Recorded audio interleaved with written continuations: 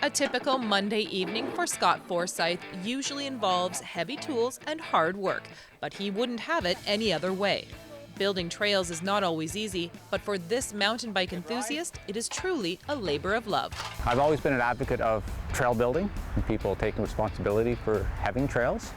And I did a lot of it in Ottawa, where I lived before I arrived here 4 years ago.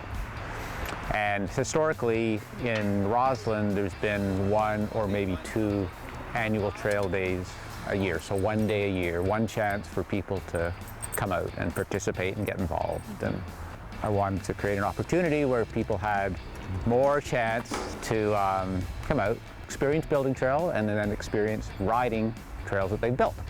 You know? It was this philosophy that inspired Forsyth to form the Church of Dirt, a group of volunteers who build and shape local trails under the guidance and support of the Kootenay-Columbia Trail Society. And I wanted the trail building to be under the auspices of the Trail Society because I wanted it to be legitimate, legal, on land where the owner approves having trails. Trails built by the Church of Dirt are first mapped out and marked by the Trail Society before being cleared and brushed. Once that happens, Forsyth and his volunteers come in to dig the trail and remove the top layer of organic matter known as duff. And we do not want that on our trail tread. Trail tread is what we call the surface that people run, walk, or bike on. And we want to get rid of all the duff. Because what's under the duff is something called mineral soil.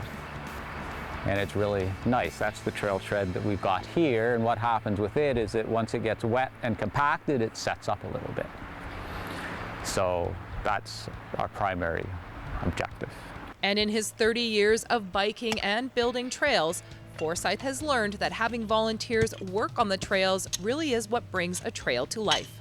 Almost all trails here, in one way or another, have been driven by volunteer action, and trails do not appear on their own. The Church of Dirt has been meeting every Monday evening from May to September since 2013, and in that time has built many kilometers of trail in the Rossland area.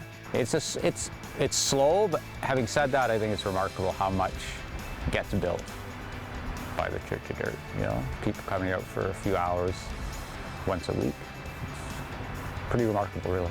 For more information on the Church of Dirt, or if you and your family are interested in volunteering, contact Forsyth through the Kootenay-Columbia Trail Society's website or Facebook page.